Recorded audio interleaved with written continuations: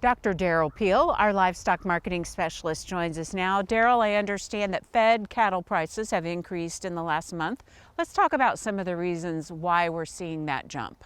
You know, it took all year to get to this point. We waited, anticipating that this market would finally get to the point where it cleared out. So, you know, fed cattle prices or fed cattle markets have been struggling under capacity constraints. We just couldn't process cattle fast enough to sort of get ahead of the game.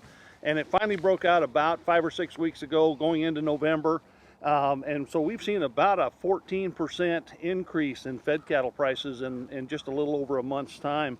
And so, you know, it took a long time to get here, but we've made it now. We're also seeing feeder cattle prices increasing as well. Is that related to the fed cattle trends? Well, it's partly that now. You know, the feeder cattle markets were already building some optimism. In fact, most of the market, if you will, across all segments was ready to go.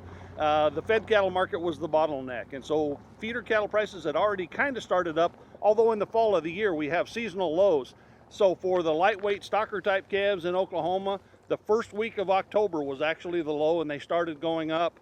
And then, of course, once the fed cattle market took off in November, they've gone even higher yet. So we've gone up every week since the first week in October for those feeder cattle prices. Hard to believe we're already winding down 2021, but in your opinion, are we ending on a strong note?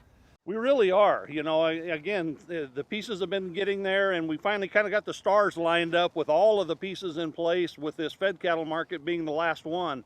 And so we're ending the year on a very strong note. You know, overall, the supply side is tightening up. We know cattle numbers are getting tighter. Beef production is beginning to fall. And so that side is supporting the market. And of course, on the other side, we've had good, strong demand. Wholesale and retail prices are holding strong. Exports are going to set a record in 2021. So we're just really ending the year on a very strong note to go into the coming year. So as we wind down 2021, how is 2022 shaping up in your mind? We're going to go into 2022 in good shape. Again, we've got you know, expectations for decreased beef production.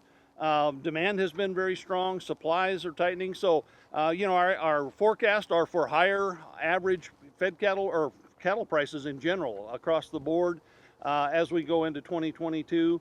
You know, we'll have the usual kind of seasonal things, and you know, obviously there will be dynamics in the industry. There's always dynamics, but really we're in very good shape going into 2022.